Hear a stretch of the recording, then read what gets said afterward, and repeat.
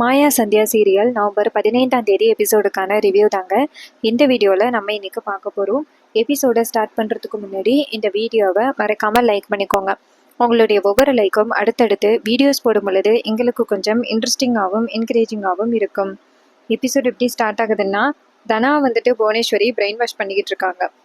புவனேஸ்வரி என்ன சொல்கிறாங்கன்னா, இங்கே பாருதுன்னா, நீ வந்துட்டு கதிரை கல்யாணம் பண்ணிட்டோம் அப்படிங்கிறதுக்காக நீ உன் வாழ்க்கையை இழந்துடாத. இப்போ நான் எப்படி வந்துட்டு ஃபீல் பண்ணிட்டு இருக்கணும், அதே மாதிரி நீயும் ஃபீல் பண்ணிட்டு இருக்கக்கூடாது. உன் வாழ்க்கை நல்லபடியாக அமையணும் அப்படிங்கிறதுக்காக தான் நான் பேசுகிறேன். நீ கார்த்திகை கல்யாணம் பண்ணிக்கிட்டா மட்டும்தான் சந்தோஷமாக இருக்க முடியும். அந்த கதிர் உன் கழுத்தில் கட்டாய தாலி கட்டிட்டான் அப்படிங்கிறதுக்காக அவன் கூட நீ காலம் ஃபுல்லாக வாழ முடியாது, ஞாபகம் வச்சுக்கோ. கார்த்தியை கல்யாணம் பண்ணிக்கிட்டேன்னா நீ நிம்மதியாக வாழலாம். இன்னொன்று உனக்கு ஒன்று தெரியுமா, உனக்கும் உன்னைய வந்துட்டு கல்யாணம் பண்ணலாம் அப்படிங்கிறதுக்காக கார்த்தி சூசைட் வரைக்கும் போயிட்டான் தெரியுமா. அவனை சமாதானப்படுத்துறதுக்குள்ளதான் அந்த போலீஸ் வந்துட்டு கார்த்தியை அரெஸ்ட் பண்ணிட்டு போயிட்டாங்க. கார்த்தி இப்போ என்ன நிலமையில இருக்கான்னு தெரியல. ஸ்டேஷன்லேயே அவன் எதுவும் பண்ணிக்கிட்டாலும் ஆச்சரியப்படுறதுக்கு இல்லை அப்படின்னு. இது கேட்டதோட தானா செம அதிர்ச்சி ஆகுறாங்க. என்னத்த சொல்றீங்க அப்படின்னு. அப்ப புவனேஸ்வரி சொல்றாங்க, இங்க பாரு, கார்த்தி வந்துட்டு உன் மேல அவ்வளோ உயிரா இருக்கான். உன்னை கல்யாணம் பண்ணா மட்டும்தான் அவன் நிம்மதியா இருப்பான். உன்னோட லட்சியமும் கார்த்தியை கல்யாணம் பண்ணா மட்டும்தான் சரியாகும். நீ உன் லட்சியத்துல ஜெயிக்கணும் அப்படி கண்டிப்பா ஜெயிக்கணும் அப்படின்னா நீ கார்த்தியை கட்டாயம் கல்யாணம் பண்ணணும். கதிர் உன் கழுத்துல கட்டாய தள்ளி கட்டிட்டான் அப்படிங்கிறதுக்காக அவன் கூட வாழ்ந்தியன்னா உன் லைஃபே டோட்டலா முடிஞ்சு போயிடும் அப்படின்னு சொல்ல, இதை கேட்டுட்டு தனா யோசிக்க ஆரம்பிக்கிறாங்க. அப்ப புவனேஸ்வரி சொல்றாங்க, இங்க பாரு, என்ன மாதிரி தப்பான முடிவு எடுக்காம தயவு செஞ்சு உன் வாழ்க்கைக்காக ஒரு முடிவெடு அப்படின்னு சொல்லிட்டு நிற்கும் பொழுது அப்பன்னு பார்த்து பசுபதி வராரு. பசுபதி வந்துட்டு என்னம்மா ஆச்சு அப்படின்னு சொல்ல, அப்ப தனா சொல்றாங்க, ஒன்றும் இல்லை மாமா அப்படின்னு. பசுபதி சொல்றாரு, இங்க பாரு தனா, நீ கார்த்தியை கல்யாணம் பண்ணிக்கமா, இல்லைன்னா என் புள்ள உயிரோடவே இருக்க மாட்டான். என் பிள்ளைய காப்பாத்துறது ஓம் பொறுப்பு தாமா அப்படின்னு. அப்ப புவனேஸ்வரி சொல்றாங்க, இங்க பாருமா தனா, இன்னைக்கு உனக்கும் கார்த்திக்கும் கல்யாண ஏற்பாடுகளை நாங்க பண்ணிடுறோம் அப்படின்னு. தனா சொல்றாங்க, அப்பா அம்மா இதை பத்தி என்ன நினைப்பாங்கன்னு தெரியலையே அப்படின்னு. புவனேஸ்வரி சொல்றாங்க, இங்க பாரு, உங்க அப்பா அம்மா கண்டிப்பா உன்னை பத்தி எதுவும் தப்பா நினைக்க மாட்டாங்க. ஏற்கனவே நம்ம எல்லாருமே ஒன்னா சேர்ந்து முடிவு பண்ணது தானே உனக்கும் கார்த்திக்கும் கல்யாணத்துக்கு. அதனால கண்டிப்பா அவங்க எதுவும் தப்பா நினைக்க மாட்டாங்க. நீ வந்துட்டு கார்த்திகை கல்யாணம் பண்ணிக்க அப்படின்னு. அப்ப தனா யோசிக்க பசுபதி நேரா புவனேஸ்வரிய பாக்குறாரு.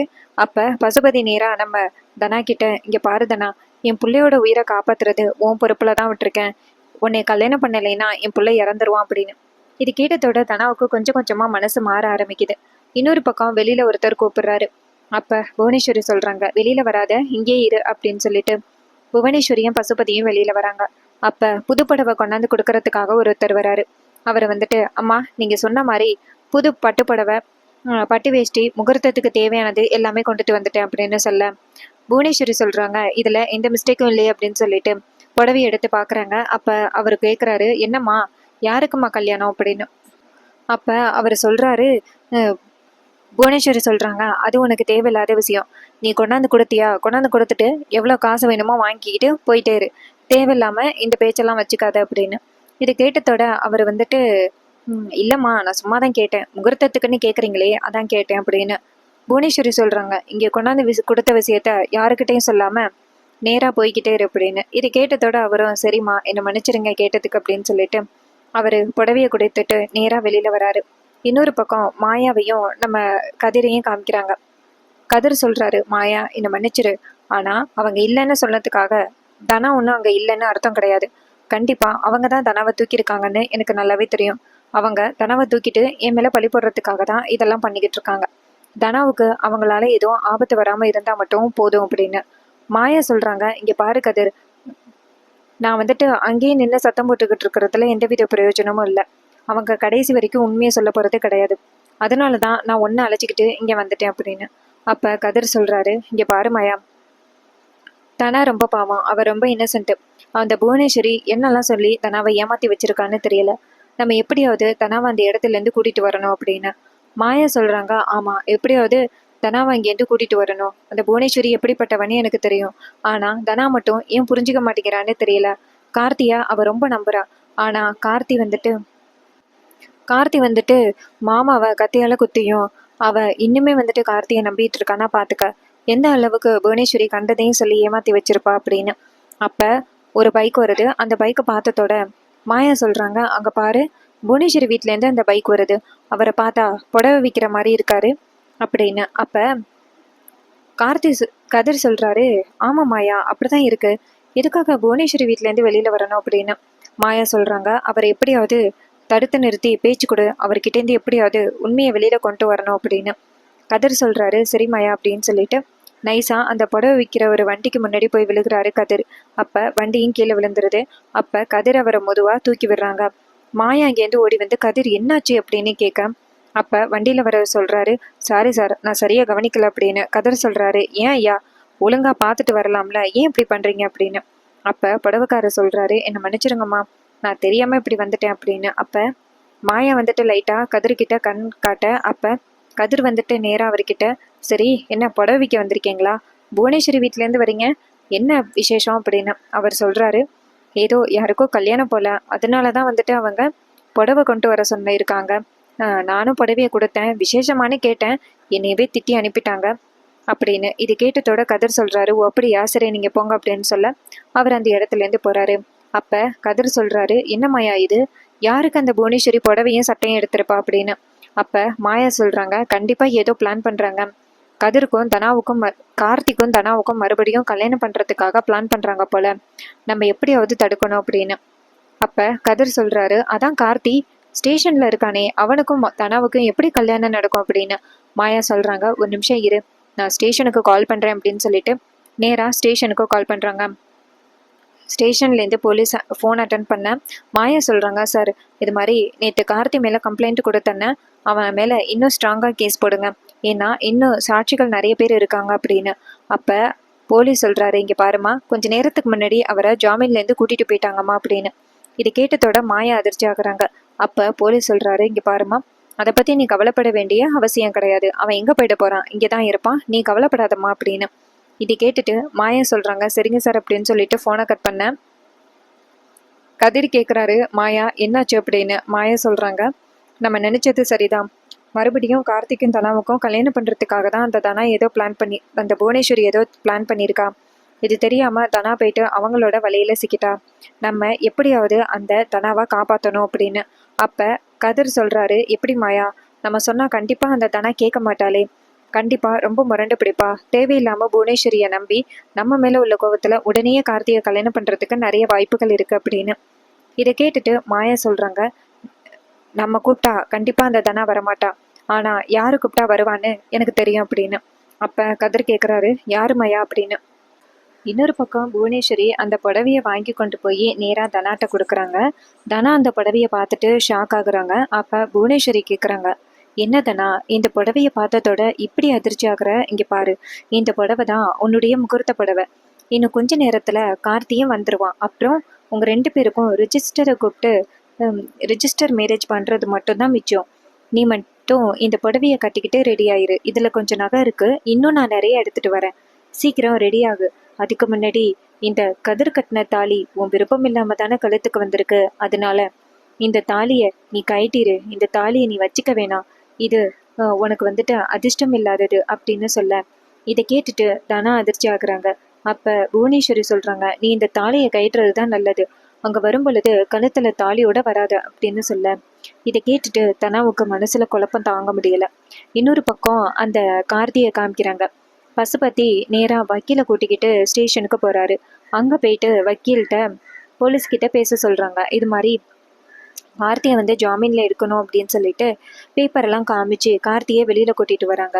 அப்போ கார்த்தி சொல்கிறாரு, இது எல்லாத்துக்கும் காரணம் அந்த மாயா தான், அந்த மாயாவை நான் சும்மா விட மாட்டேன் அப்படின்னு.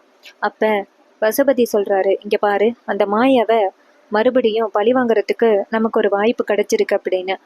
அப்போ கார்த்தி கேட்குறாரு, என்னப்பா சொல்கிறீங்க அப்படின்னு. அப்போ பசுபதி சொல்கிறாரு, இங்கே பாரு, அந்த தனா இப்போ நம்ம வீட்டில் இருக்கா, உங்கள் ரெண்டு பேருக்கும் கல்யாணம் பண்ணி வைக்கிறதுக்கு எனக்கு ஒரு வாய்ப்பு கிடைச்சிருக்கு, நீ அங்கே வந்ததோட எப்படியாவது அந்த தனாவை பார்த்து அவளை சம்மதிக்க வைக்கணும் அப்படின்னு. அப்போ கார்த்தி கேட்குறாரு, அந்த தனா ஃபஸ்ட்டு சம்மதிப்பாளா என்னை கல்யாணம் பண்ணிக்கிறதுக்கு அப்படின்னு. அப்போ பசுபதி சொல்கிறாரு, அதெல்லாம் உன் அத்தை பார்த்துப்பா, இன்னரும் தனாக்கிட்ட என்னெல்லாம் சொல்லணுமோ எல்லாத்தையும் சொல்லி அவளை ரெடி பண்ணியிருப்பா, நீ தனாவுக்காக சூசைடெல்லாம் பண்ண போனேன் அப்படின்னு சொல்லியிருக்கேன். அதனால அதெல்லாம் சொல்லி கொஞ்சம் மேட்ச் பண்ணிடு அப்படின்னு. இதை கேட்டுட்டு கார்த்தியும் சரிப்பா, அந்த மாயாவை பழி வாங்குறதுக்கு எனக்கு ஒரு நல்ல வாய்ப்பு கிடைச்சிருக்கு அப்படின்னு சொல்றாரு. அதே நேரத்துல வக்கீல் அந்த இடத்துக்கு வராரு. வக்கீல் வந்துட்டு நேரா கார்த்தியை பார்த்து, இங்க பாருங்க, நீங்க எதுக்கும் கவலைப்படாதீங்க, கோர்ட்டுக்கு போனதோட எல்லாத்தையும் பார்த்துக்கலாம் அப்படின்னு. இதை கேட்டுட்டு கார்த்தியும் சரி அப்படின்னு சொல்றாரு. அதுக்கப்புறமா வந்துட்டு நேரா நம்ம மாயாவை காமிக்கிறாங்க. மாயா நேரா சீனு கிட்ட, இங்க பாரு சீனு, யாரு சொன்னா தனா அந்த வீட்டை விட்டு வெளியில வருவாளோ அவளை கூட்டிட்டு போனாதான் தனா வருவா அப்படின்னு. அப்ப கதிர் கேக்குறாரு, யாரு மாயா அப்படின்னு. மாயா சொல்றாங்க, நான் பெரியம்மாவை கூட்டிட்டு போயிட்டு தனாவை கூட்டிட்டு வந்துடுறேன் அப்படின்னு. அப்ப கதிர் கேக்குறாரு, ஃபர்ஸ்ட் அத்தை நம்ம சொல்றதை கேட்பாங்களா அப்படின்னு. மாயா சொல்றாங்க, கண்டிப்பா கேட்பாங்க, நம்ம எப்படியாவது போயிட்டு தனாவை கூட்டிட்டு வரணும்ல, வா போகலாம் அப்படின்னு சொல்ல கதிரும் சரி அப்படின்னு சொல்லிட்டு கிளம்புறாரு. இன்னொரு பக்கம் ஜானகி வீட்டை காமிக்கிறாங்க. ஜானகி வீட்டுல எல்லாருமே ரொம்ப கவலையா இருக்காங்க. தனாவை காணும் அப்படிங்கிற பெரும் வருத்தத்துல இருக்காங்க. அப்பன்னு பார்த்து சிவாவும் சீனுவும் வீட்டுக்கு வராங்க. சிவா வந்ததோட ஜானகி ஓடி போய், தனா வந்துட்டாளா, தனா எங்க இருக்கா, தனா எங்க இருந்தாளா, அவ வெளியில நிக்கிறாளா, நான் போய் கூட்டிட்டு வரவா அப்படின்னு சொல்ல, அப்ப சீனு சொல்றாரு, அத்தை தனா எங்க இருக்கானே தெரியல, அவளை எங்க பார்த்தாலும் தேடி பார்த்துட்டோம், அவ எங்க இருக்கானே தெரியல, அவ கூட படிக்கிற காலேஜ் பிள்ளைங்கள்லேருந்து அவ ஃப்ரெண்ட்ஸ் வரைக்கும் எல்லா இடத்துலையும் நாங்க தேடி பார்த்துட்டோம் அப்படின்னு. அப்ப பத்மா சொல்றாங்க, எங்கேயாவது வெளியூருக்குள்ள போயிருப்பாளா தானா அப்படின்னு. அப்ப சிவா சொல்றாரு, அப்படியும் ரயில்வே ஸ்டேஷன் எல்லா இடத்துலையுமே தேடி பார்த்தாச்சு, எங்கேயுமே வந்துட்டு தனா இல்லை, எனக்கு என்னமோ அவ காணாம போன மாதிரி தெரியல, யாரோ ஒருத்தவங்க அவளை தூக்கிட்டாங்க அப்படின்னு. இது கேட்டதோட ஜானகி அதிர்ச்சி ஆகுறாங்க. அப்ப சிவா சொல்றாரு, எனக்கு தெரிஞ்சு அந்த கதிர் தான் தனாவை தூக்கியிருப்பான் போல அப்படின்னு. அப்ப பத்மா சொல்றாங்க, எனக்கும் அவன் மேலதான் சந்தேகமா இருக்கு, கண்டிப்பா அவன் தான் தனாவை தூக்கியிருக்கணும், ஏன்னா திடீர்னு எப்படி தனா காணாம போவா அப்படின்னு. அப்ப சிவா சொல்றாரு, அப்படியும் அவன் வீட்டுக்கு போயிட்டு அந்த கதிரை அடிச்சு கேட்டோம், உண்மையை சொல்லுடா தனாவை எங்க வச்சிருக்க அப்படின்னு. ஆனா அவன் எனக்கு தெரியாதுன்னு சொல்லிட்டான், அவன் மட்டும் தனாவை கடத்தி இருந்தா கண்டிப்பா நான் அவனை சும்மா விட மாட்டேன் அப்படின்னு அந்த சிவா சொல்றாரு.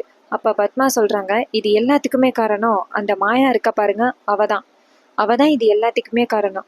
இந்த வீட்டுக்குள்ள நல்லவ மாதிரி வந்து அவ அம்மாவுக்காக இந்த குடும்பத்தையே பழி வாங்கிட்டா, அவ விஷம், அவ இந்த வீட்டுக்குள்ளேயே வந்திருக்க கூடாது, அவ வந்த பிறகுதான் இந்த வீடு இப்படி ஆகிட்டு அப்படின்னு சொல்லிட்டு பத்மா ரொம்ப திட்டிக்கிட்டு இருக்காங்க. இதை கேட்டுட்டு ரகுராம் சரியான கோபத்துல நிக்கிறாரு. இன்னொரு பக்கம் ஜானகி வந்துட்டு அழுகுறாங்க, ஐயோ தனாவுக்கு என்ன ஆச்சுன்னு தெரியலையே அப்படின்னு.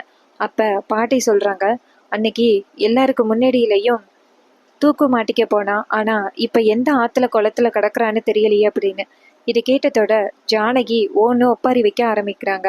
இதை கேட்டுட்டு சிவா சொல்றாரு, ஐயோ அம்மா, ஏமா இப்படி பேசுற, பாத்தியா அண்ணி இதை கேட்டுட்டு எப்படி அழுகுறாங்கன்னு, தயவு செஞ்சு இப்படி பேசாதம்மா, தனாவுக்கு கண்டிப்பா எதுவும் ஆகியிருக்காது, இங்க பாருங்க அண்ணி, தனா கண்டிப்பா இந்த மாதிரி முடிவு எடுத்திருக்க மாட்டா, அன்னைக்கு ஏதோ அப்படி பதட்டத்துல அப்படிப்பட்ட ஒரு முடிவு எடுத்துட்டா, ஆனா மறுபடியும் இந்த மாதிரி முடிவு அவ எடுக்க மாட்டா, அதனால தயவு செஞ்சு அழாதீங்க, எனக்கு என்னமோ அந்த கதிர் தான் தனாவை தூக்கியிருப்பான்னு தோணுது அப்படின்னு. அப்ப நம்ம ஜானகி வந்துட்டு அழுதுகிட்டு நிக்க, அப்பன்னு பார்த்து பாட்டியும் அழுகுறாங்க. அப்ப பத்மா சொல்றாங்க, நான் தான் அப்பவே சொன்னேன், இது எல்லாத்துக்குமே காரணம் அந்த மாயா தான், 2 பேருமே சேர்ந்து பாட்டி வீட்டுல தான் தங்கியிருக்காங்க, அந்த பாட்டிக்கு அறிவு இருக்கா என்னன்னே தெரியல அப்படின்னு சொல்லிட்டு கோவப்படுறாங்க.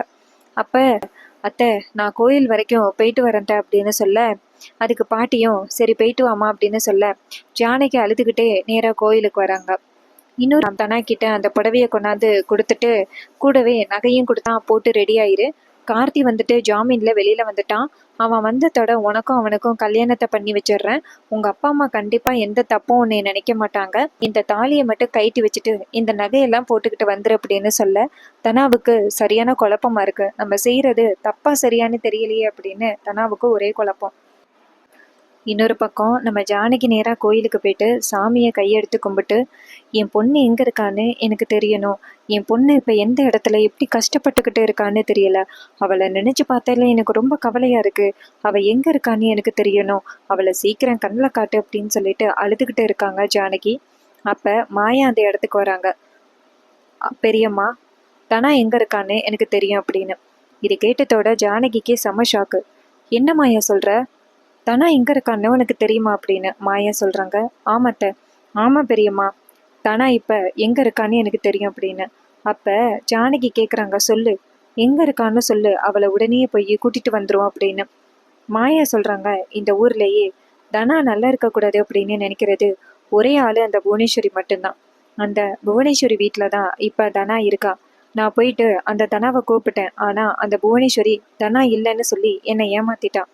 நீங்கள் வந்தால் மட்டும்தான் தனாவை கூட்டிகிட்டு வரலாம், நீங்கள் கூப்பிட்டா மட்டும்தான் தனா வெளியில் வருவா அப்படின்னு. அப்போ ஜானகி சொல்கிறாங்க, ஏன் அந்த புவனேஸ்வரி காலை சுத்தின பாம்பா இப்படி இருக்கா? அதான் அவன் நினைச்ச மாதிரி என் குடும்பம் நிம்மதி இல்லாமல் போயிட்டு இன்னுமே அவளுக்கு என்னதான் வேணுமா அப்படின்னு சொல்ல மாயா சொல்கிறாங்க, பெரியம்மா மறுபடியும் கார்த்திக்கும் தனாவுக்கும் கல்யாணம் பண்ணி வைக்கிறதுக்கு அந்த புவனேஸ்வரி முடிவு பண்ணியிருக்கா. கார்த்தியை ஸ்டேஷன்லேருந்து ஜாமீனில் கூட்டிகிட்டு வந்துட்டா. தனாவுக்காக முகூர்த்த புடவை எல்லாமே எடுத்துட்டாங்க. கண்டிப்பாக இன்னும் கொஞ்ச நேரத்தில் அவள் கார்த்திக்கும் தனாவுக்கும் கல்யாணம் பண்ணுறதுக்கு பாப்பா. நம்ம எப்படியாவது போயிட்டு தடுக்கணும் அப்படின்னு. இதை கேட்டதோட ஜானகி சொல்கிறாங்க, இத்தனை நாளும் நான் பொறுமையாக இருக்கிறத பார்த்துட்டு அவள் என்னை சாதாரண ஆளுன்னு நினச்சிட்டான்.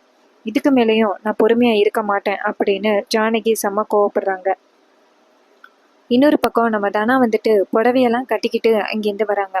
அப்போ புவனேஸ்வரி நேராக தனாவை பார்த்து, தனா இப்போதான் பார்க்க ரொம்ப அழகாக இருக்க, உனக்கு இப்போதான் கல்யாண கலையே வந்திருக்கு.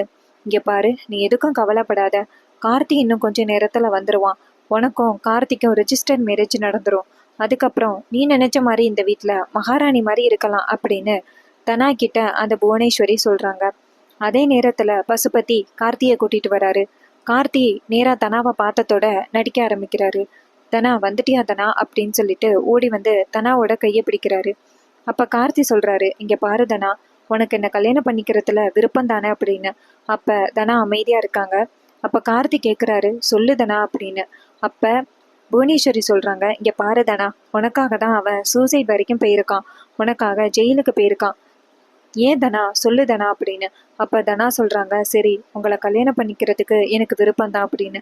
அப்போ கார்த்தி சொல்கிறாரு, அப்புறம் எதுக்கு அந்த கதிர் கட்டின தாலியை கழுத்தில் போட்டிருக்க, அதை கயிட்டு அப்படின்னு. இது கேட்டதோட தனா சொல்கிறாங்க, சரி கயிட்டுறேன் அப்படின்னு சொல்லிட்டு அந்த தாலியை கயிட்ட போகிறாங்க. அதே நேரத்தில் நம்ம ஜானகி அந்த இடத்துக்கு வந்துட்டு தனா அப்படின்னு சொல்ல, தாலியை கயிட்ட போன தனா டக்குன்னு தாலியிலேருந்து கையெடுக்கிறாங்க. இது ஜானகியை பார்த்ததோட புவனேஸ்வரி செம அதிர்ச்சி ஆகுறாங்க. அப்போ ஜானகி அங்கேருந்து வந்துட்டு தனா கிட்ட என்ன காரியம் பண்ணுற அப்படின்னு சொல்ல, தனா அவங்க அம்மாவை பார்த்ததோட பயந்து தாலியை கயட்டலை. புவனேஸ்வரி தனாவை பார்த்து, இங்கே பாரு தனா, உனக்கு இந்த கல்யாணத்தில் விருப்பம் இல்லைன்னு சொல்லிட்டு அந்த தாலியை கட்டிட்டு கார்த்தியை கல்யாணம் பண்ணிக்க, நான் உனக்கு சப்போர்ட் பண்ணுறேன் அப்படின்னு. ஆனால் ஜானகி சொல்கிறாங்க, பெத்த தாய் இருக்கும் பொழுது நீ யாரடி சப்போர்ட் பண்ண அப்படின்னு ஜானகி சூப்பராக பேசுகிறாங்க. அதோட இன்னைக்கான எபிசோடை செம்ம இன்ட்ரெஸ்டிங்காக ஃபினிஷ் பண்ணியிருக்காங்க. இந்த எபிசோடு உங்களுக்கு எந்த அளவுக்கு பிடிச்சிருந்துச்சு அப்படின்னு மறக்காமல் கமெண்டில் சொல்லுங்கள். இதே மாதிரி இன்னுமே அப்டேட்ஸ் வேணும்னா நம்ம சேனலை சப்ஸ்கிரைப் பண்ணிக்கோங்க. தேங்க்ஸ் ஃபார் வாட்சிங்.